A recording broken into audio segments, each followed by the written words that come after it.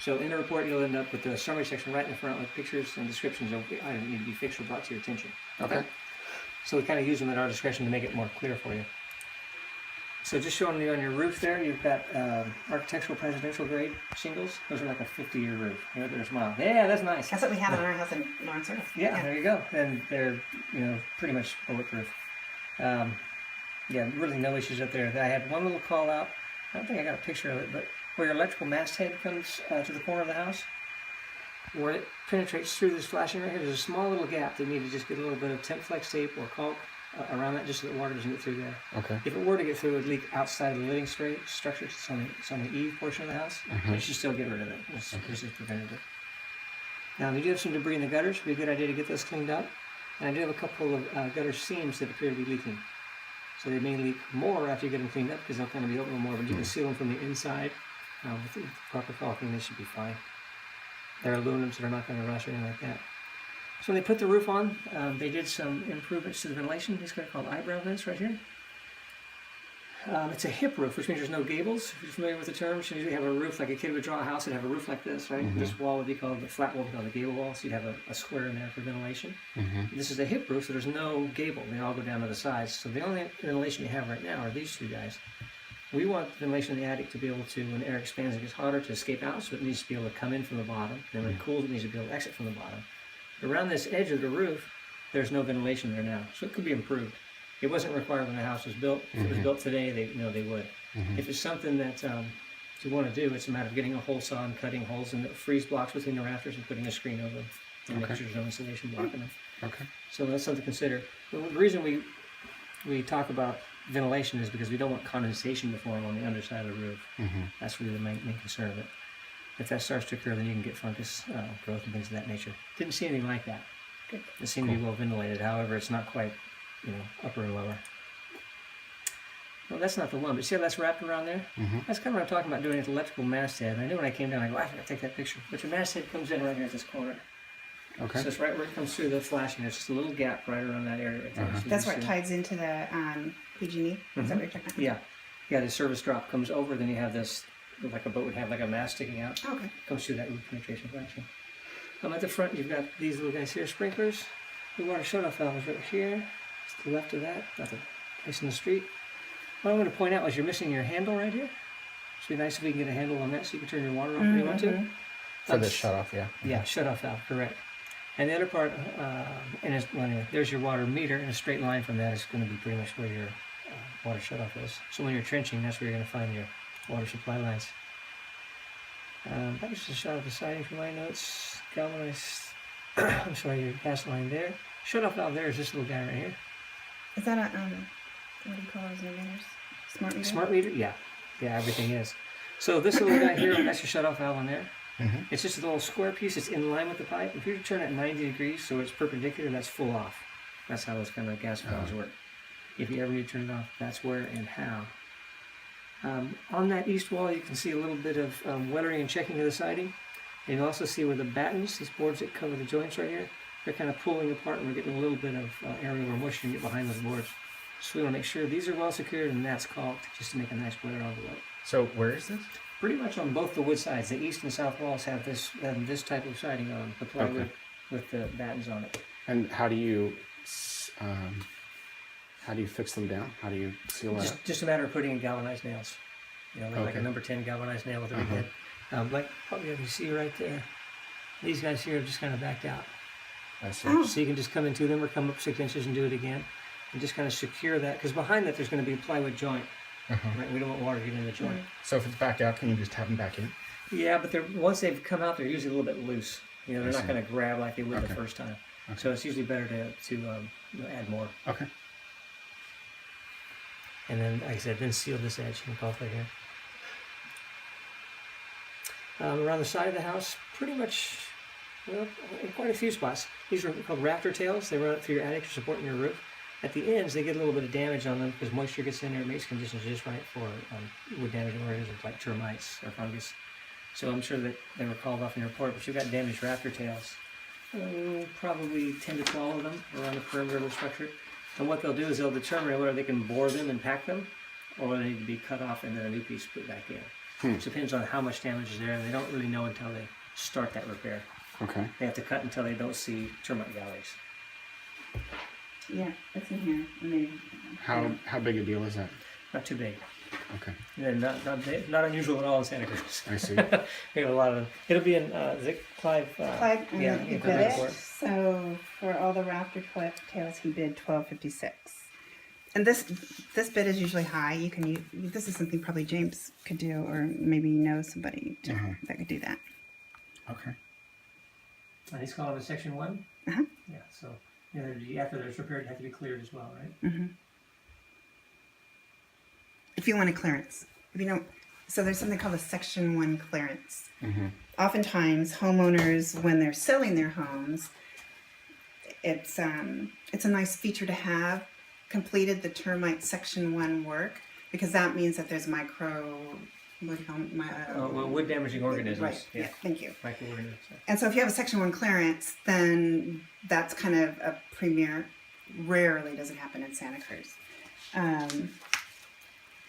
So overall, this report was really clean in terms of any wood destroying organisms in the house. Okay. And there's a little bit of overlap. What Clive's looking for, he's looking primarily for that, wood damaging organisms. I'm looking at other things as well. We have a little overlap right there. So I can provide you pictures that kind of make that a little more clear. But that's what a damaged raft tail looks like right there. So if you were to poke those, that's my probe right there, and you tap on them, you might get some termite frass fall out, and that's how they identify whether it's termite or fungus damage. So he'll tell you what it is on his report. I'm just going to note it as damaged raft tails. A couple spots where we have vegetation on the structure. We always want to keep 6 to 12 inches away, just so moisture doesn't get pinned there, bugs don't have an avenue to the house. Okay. Ventilation can get behind them, all those kind of things. It's a little trimming to do. That's a little bit of a leak at a gutter seam right there, that little stain. Okay.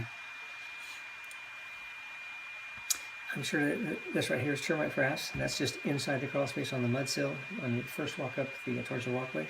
And Clive called that out. There's a couple of little piles like that in the subway that I saw. I'm not qualified to tell you if it's active or past or anything else, and that'd be up to Clive, but just want to see if there's been some activity there.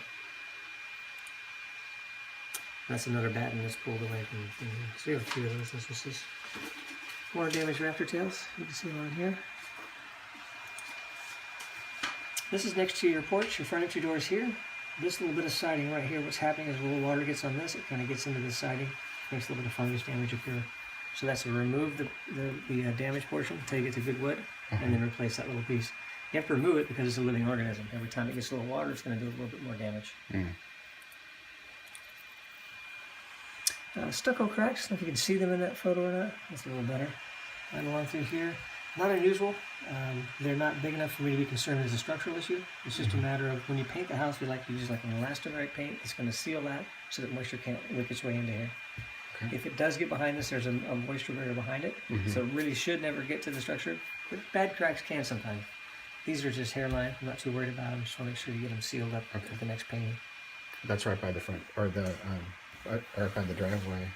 Yeah, door. there's others as well though. There's various areas. Okay. Once I get to about 3, I'll just say multiple and various, because it's I may miss 1 or 2, and if you're only going to repair just those ones, it'd be pointless. So Okay. we'll just call it a little more generally than that. This is the window in the first bedroom on the left. You're going down the hall. It's a little discolored. You can see almost like a rainbow type prism effect and everything outside. And I don't think it's a failed seal like we normally see. I think it's what they call the E-glass, which is the stuff they put in so that it will provide the material. I think that starts to fail sometimes, and you get this odd coloration. So I would look to see how old their windows are. It's not a brand I'm familiar with. I was hoping they were newer, but they may have a warranty on them, which will probably, if they put the windows in, it would probably be over once they move out. So you might ask for it now and see if there's something that can be done. It's strictly an aesthetic. Should I write that down? No, it'll be in the report. Okay. It'll be in there. We'll go over it on Saturday morning. Okay, great. Oh, great. No, it'll be in there.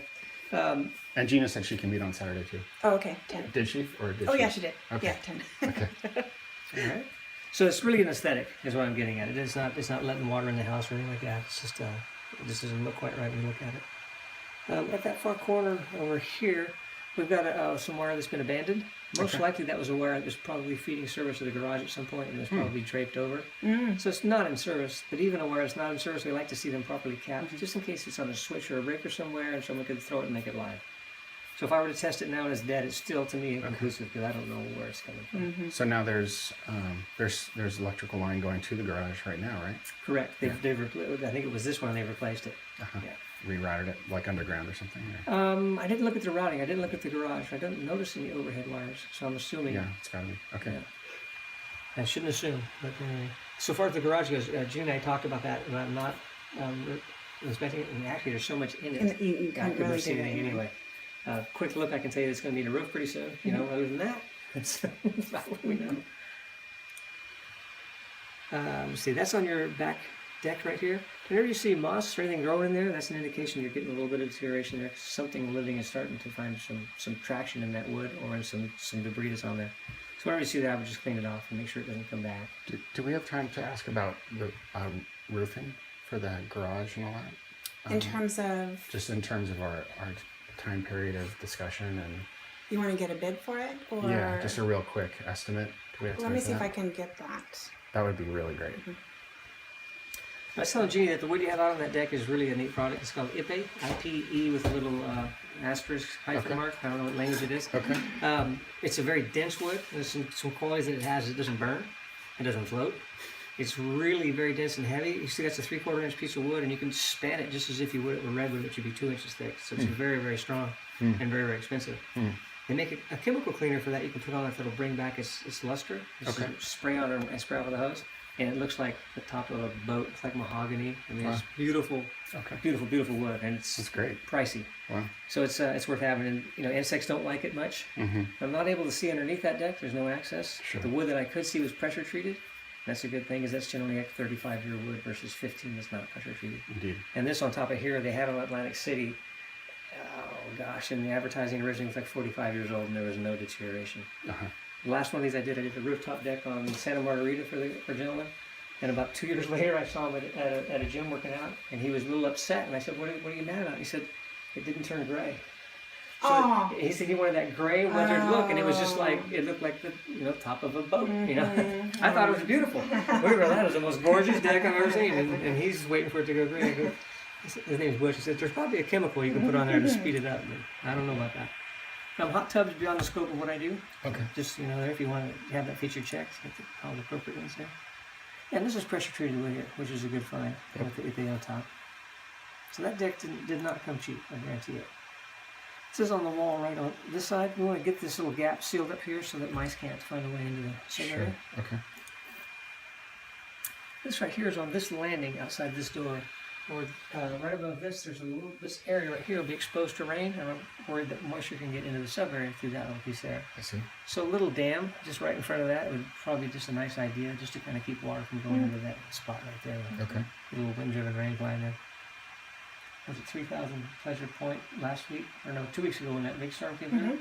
And I was in that sub area and it was blowing so hard that rain was coming through Oh my those things sideways. Oh, wow. I felt like one of those weathermen they see on TV in the hurricanes. It was really howling. It's That's the just for crawl my space. notes. Yeah, felt this. That's now we're looking at this wall and you can see a few more damage after tails. So we got those. Same picture again there. What is that? Water filtration system. So it's tapped into the water, and it looks like from underneath that it's feeding the ice maker over here. I saw it Y off. I don't know where the other one's going to, and I do know it's probably going to that one. Is it going to the tap or? You think? I don't think so. Don't recall seeing it in there. Let's see. Let me get the flashlight here. Yeah, I don't see it in there. But it looked like it was, like I said, there was a Y there. I can ask. I'll ask her. Okay.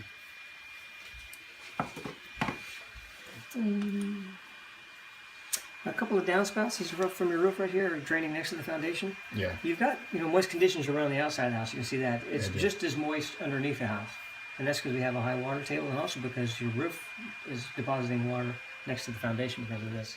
So if we could get that tied in when you're trenching, it'd be a great time to take your To French drain it. runoff. I wouldn't even French drain. I would run it clear out to the street, Okay. and then put it in the sewer things. That's how it'd be done if it was built today. Okay. What they do is they just cut a hole in the curb and run the pipe right out. Okay. It'd be a great improvement to get that water moving away. Is there an issue with having the water underneath the house right now? Yes. It's not making any problems, but there are some things about it. When I get to those pictures, we'll kind of talk about it. Okay. I've got some suggestions for you there. This is a little different on a newer house. This would be a meter, and you'd have your main service disconnect right here. Your main service disconnect is at that panel in the half bath.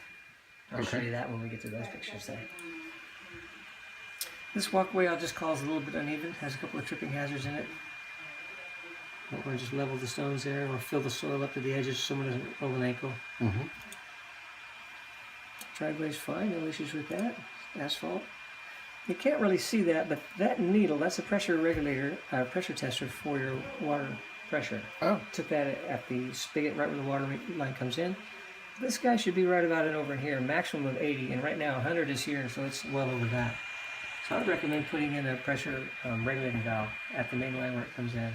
So it's under pressure right Too now? high. It's too high. Too high. And what too high can do is it can cause water hammering or knocking. You ever in a house when you shut something off, go bang, bang, bang, bang, bang. That's air knock or too much pressure. Okay. Other parts of that is toilets are designed to have a certain amount of resistance when that ball cock comes up to turn things off. They'll have to fight that pressure because it's a little too high. Interesting. So it's more than you need. Okay. And the city just supplies too much. That's the driveway's fine. Hallway, just want to note we need a smoke detector and a CO detector in here. I see. It's someone's responsibility generally. And then we'll need smoke detectors in each bedroom. Okay. Oh, what? There's no CO detector, and then we'll need smoke detectors, one in the hall and one in each bedroom. Okay. I think So- you can do the combo in the hall. Right. So I'm going to ask the seller to take care of that because we need to have those in before the appraisal's done. Okay. Otherwise, they'll have to come back. So And sometimes they we'll get charge. right on that. Okay. Awesome. That's just a thermostat. That works just fine. I ran it through a couple cycles. First bedroom, no issues there. But I want to point out to you, code-wise, and we're not code enforcement, but the height of that window, the maximum height of it should be 44 inches. And that's so that somebody can climb out that window or a fireman can get in and out of it in the middle of a fire. That's probably closer to 55 inches high. I mean, I put a tape measure on it. But it should be right about down in here if it was built today.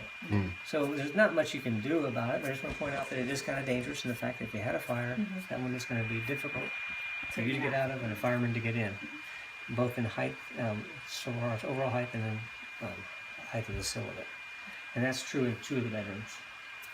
The other bedroom is the same, but it has a sliding door in the master, right? Oh, right. So they can go out the door.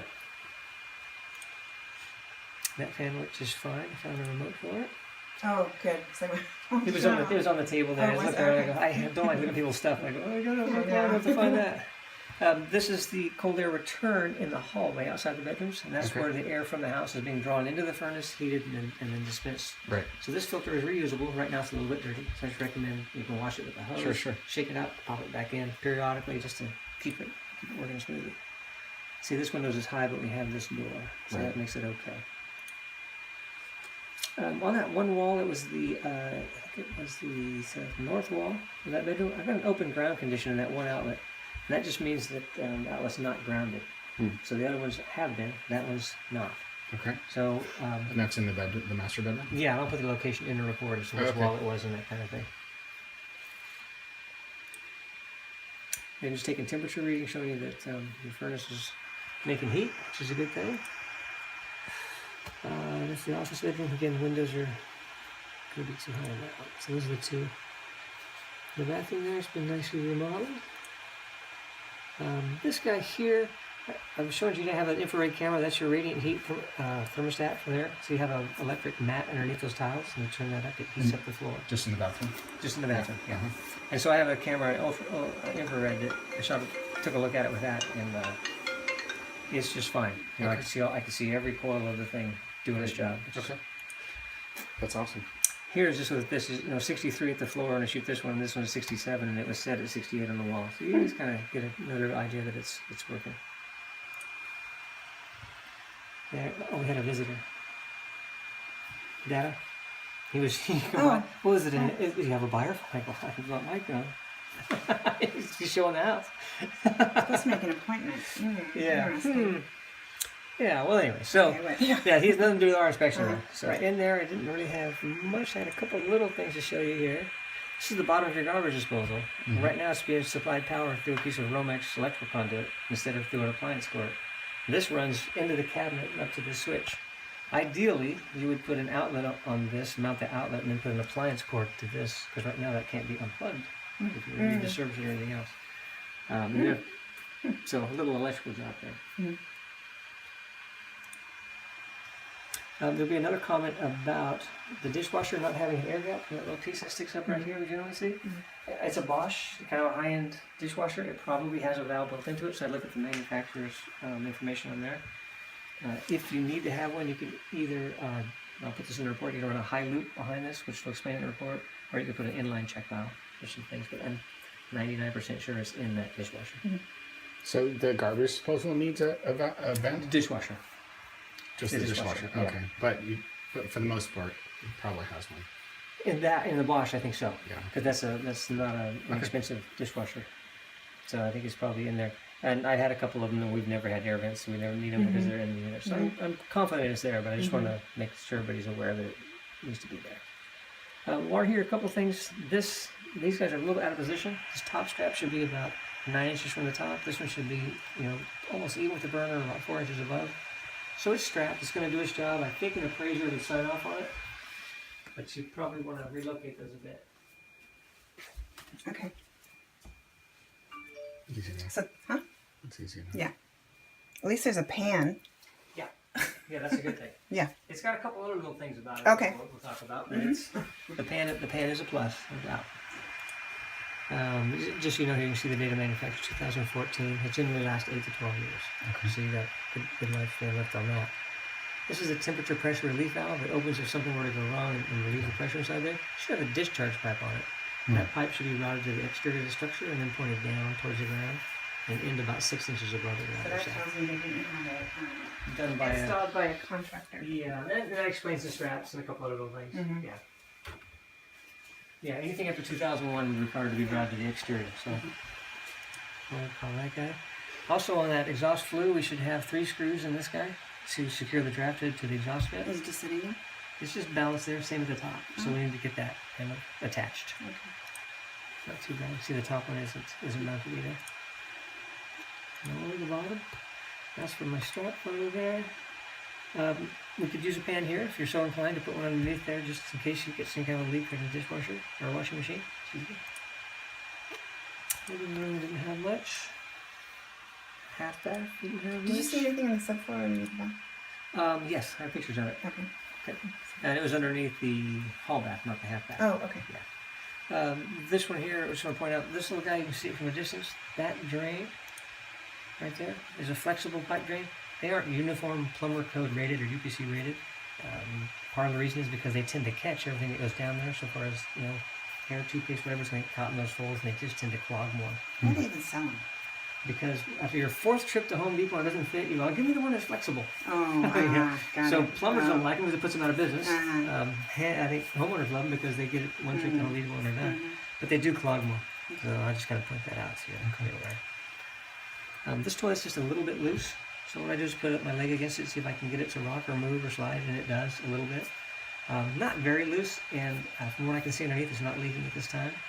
So you could probably get away with caulking the front 3/4 of it around the base. If you over tighten the bolts, you can crack them, so we don't want to just torque it down and hope. So if you do that with the caulk set, the caulk will kind of hold it in place. But right now you have a porcelain tub, or a solid porcelain tiles, and they're both just slick surfaces. It's just going to be really hard to get it to sit still without some caulking put on it. Otherwise, it's just a matter of replacing the seal, cleaning the seal. I don't even know that you need it. I don't see any active leak right now from underneath. Okay. I think you're probably okay. My report will say probably something different to say, yeah, pull it and put a seal. But in the real world, if you caulk the front 3/4, I think you'd be fine. Okay. And I would refer to Clive's report too. He'll see his opinion. Okay. Furnace up in the attic there, that's 2008. Those generally last 25 to 30 years. It's a high efficiency furnace, which is great. It means it's over 90% efficient. It has 2 heat exchangers because it runs so efficiently. It actually makes a little bit of condensation. It squeezes that water out of the air. It's doing its job. Because of that, it has this drain system. See it right here? That's to catch the water that's being formed in here and draining out. So you'll have a drain on the outside of the house. When the furnace is running, you'll see a little bit of water dripping from it. That's normal. But what it's missing is another pan which should be underneath it. And that pan sits there in case you have a problem with this drain or there's a leak there. You have a secondary catch pan with its own drain. It's not there. How does it fit? It sits on top of the wood member right here. Oh, I see. And where is this? This is in the attic. Oh, where? Well, as you go into your hatch, it's right there. It's by right there door. at the hatch. Yeah. Okay. Easy to access. Has a platform in front of it. Okay. So my concern is if this were to clog and this drain cease to function, the water that's produced will start to drip into the attic. So, again, that may have been done by somebody who's not exactly up to snuff. 'Cause Was there a sticker sort on of, it? Adjusted it? for? Who installed it? Oh, You know how Bogner does? Yeah, I didn't see one on there. Okay, No, I I don't can see one ask like her. that. Although I don't think she'll know because it was installed before she bought it. Oh yeah, that's probably it. Well, anyway, that's typically required for an installation like that when it's above the rafters, just because it can leave that potential of leak. Inside, nice and clean, looks really good in there. Cool. This is a general shot, but right over in here, you can't really see it. Underneath some of this insulation is the fan for the half bath, which isn't routed to the exterior of the structure. And Jeannie and I talked about this, but normally when you have a bathroom and it routes to the attic, you want to have it brought to the exterior of the structure so that moisture doesn't get deposited up here. Is it easy enough to get the flexible? It'd be a bit of a challenge in this house because you have a hip roof. There's really nowhere to go other than up and out. But the other side of that equation is that there's no moisture in here. There's no steam from a steamy shower. It's really just an odor fan. Like we're better than laser here. Fart, yeah. Yeah. So it's not really all that important. But if someone else were to bring it up, I want you to be informed that it's not done.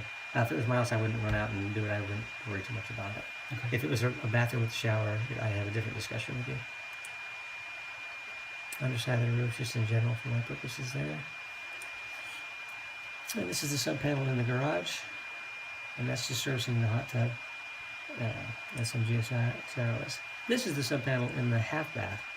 So a couple things to be aware of here. This lower right one here is your main service disconnect. If you turn that off, that turns off the power to the house. The other ones are individual branches. And Are they marked? I think so. They're over here. See Okay. them labeled? A couple little issues in there, which can be easily fixed. That's your service disconnect right there. That's 70 amp. Now, if this house was built today, it would be a 200 amp service. Just so you know, we keep using more and more power, so the service keeps getting larger and larger. The screws that we're holding the panel on are the wrong types. They have a sharp point on them. The concern is when you put them in, they can nick a wire. There's no wires in place that are going to hit, but it still scares an inspector or electrician when they pull those out and go, oh great, it's like playing that game Operation. They wait for the guy's nose to light up. It'll be yours. Anyway, So we see that all the all the time. time. Yeah, Why? because it's Because they People happen just- to have them in their yeah. tool kit. They lose the proper ones, and that's what happens. You go back with those, and they're all different